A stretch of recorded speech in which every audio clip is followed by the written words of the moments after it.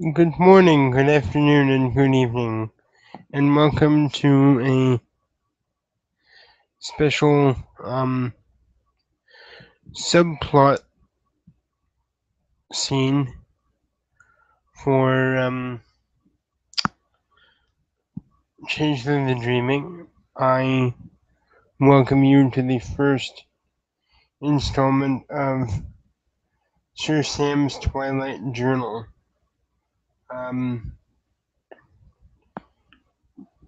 Entry August 3rd, 2015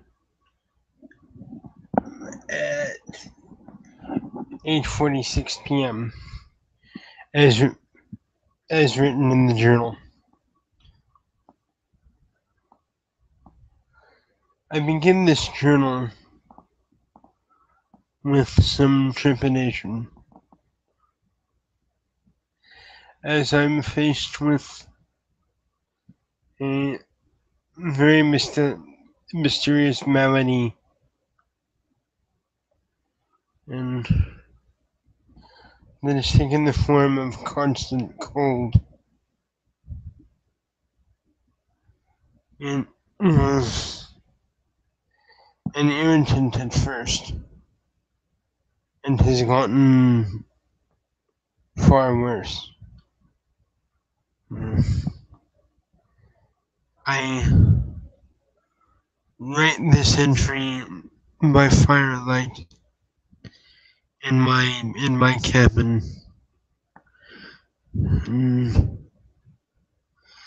though the fire is red and bright, my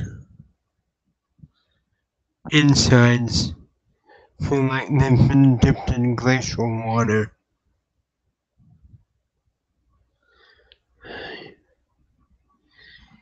Heaven knows I've put any number of logs on this hearth of mine.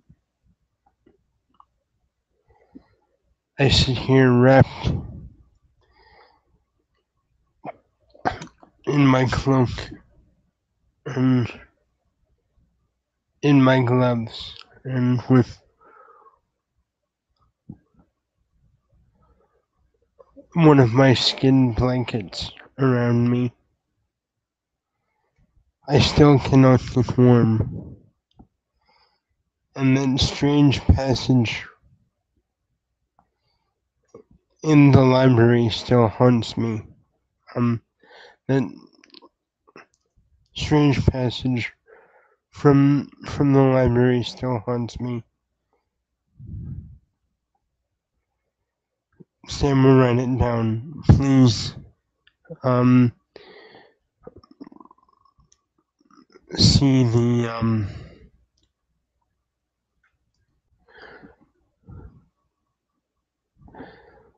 please see the entitled episode.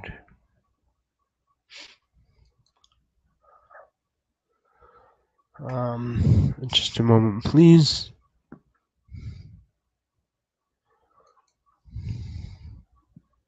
Please see the episode entitled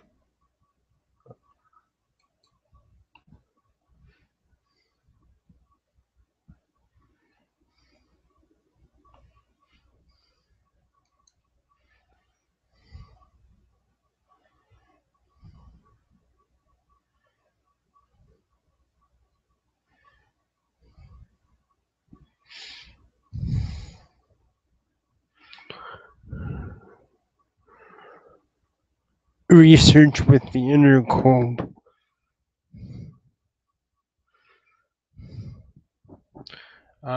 For the exact wording of the poetic verse from the book that Sam found.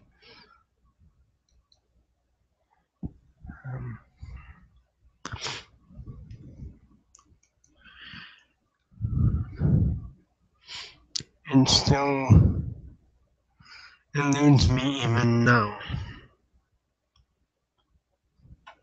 As As I read these words, I think about it. Outside of my work, it's all I've had on my mind lately.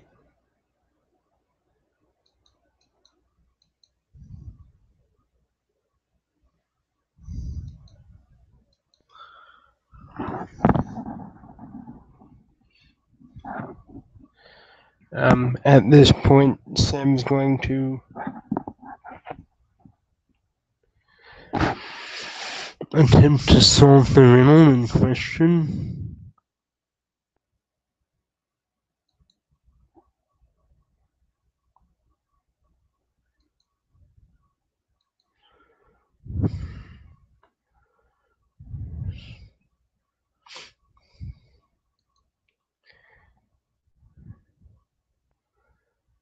You who take from the mother's arms shall eventually find.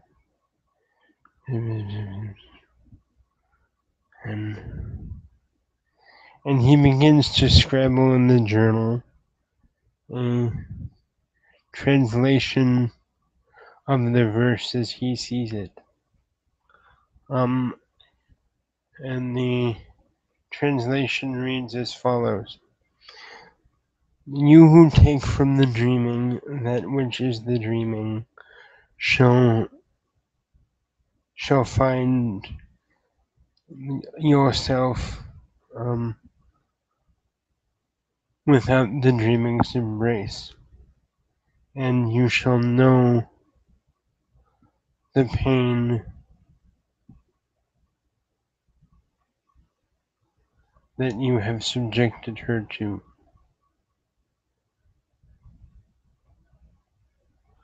For she is the mother of all Fae.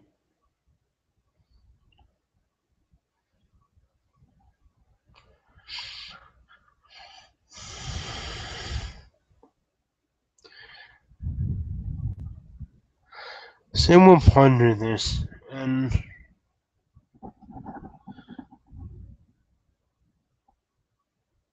Sam will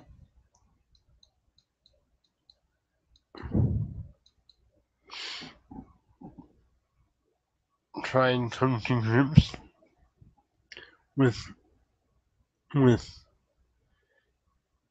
what this means for him at the moment, and he translates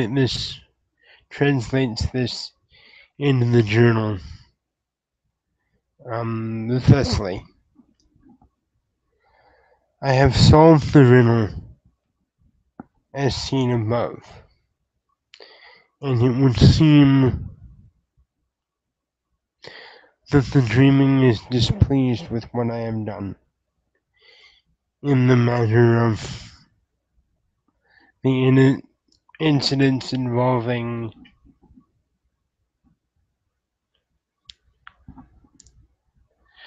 the incident which led to the death of Countess Assault of House Illuted.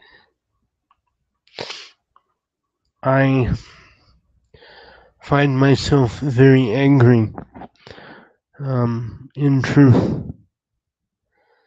because I fought to protect the lives of those being tortured. I fought against those who were actively and maliciously and with great relish tearing Countess Assault and those whom I cherish asunder. They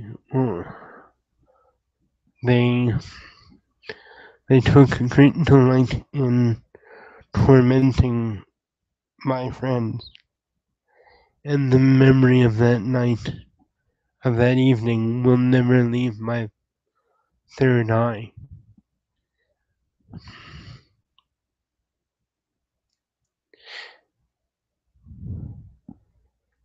If the dreaming is so displeased, then why did she make me the way that she has? I was fighting to defend the innocent. I was fighting to save the lives of would-be victims of savagery, brutality, and every measure of debauchery that the mind could possibly conceive.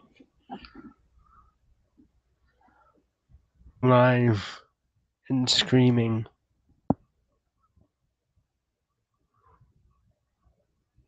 Where was its care for her? Where was the punishment for them? Those who took a life without fair combat, those who took a life without even so much as an ounce of remorse. The dreaming would show favor to those who enjoy bringing about suffering and pain, and Sir Sam is going to do a will power check for the ST's note at diff 9, or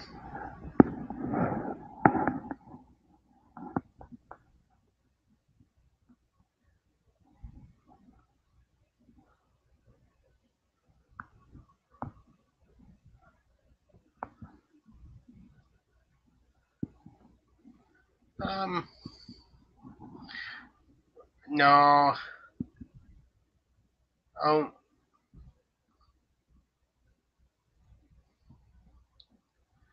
yeah, I'll do it at diff 9. He's feeling somewhat disillusioned and betrayed by the dreaming.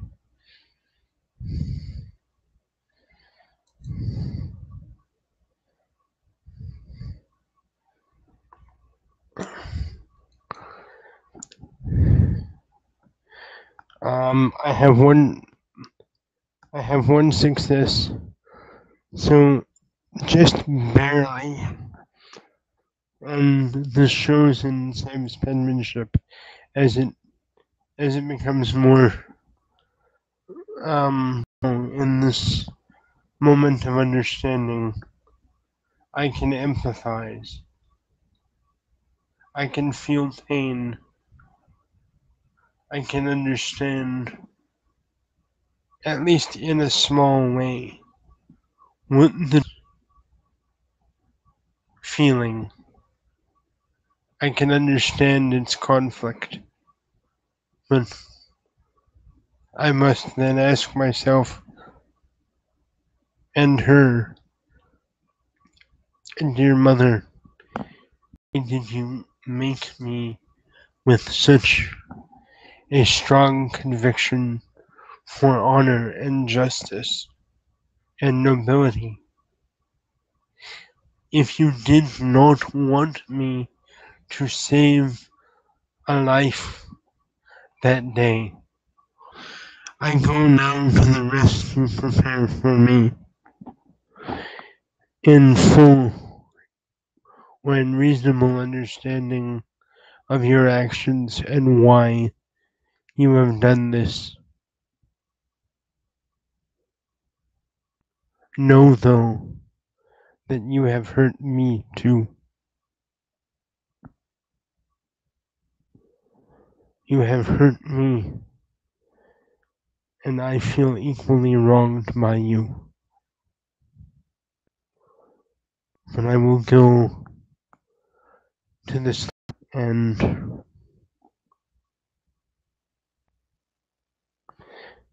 in spite of how you have hurt me,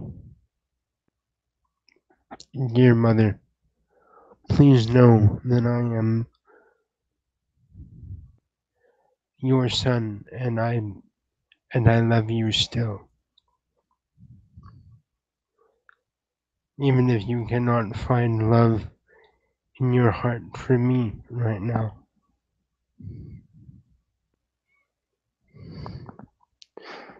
This being the case, I must prepare.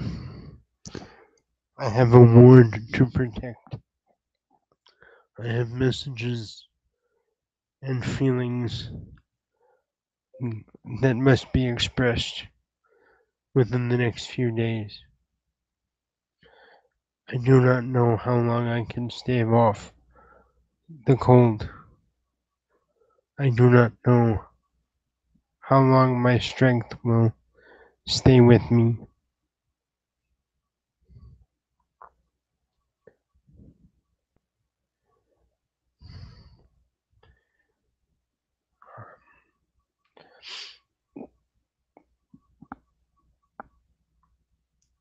And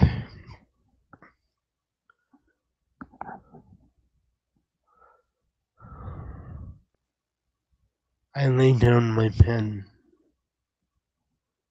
for it is heavy.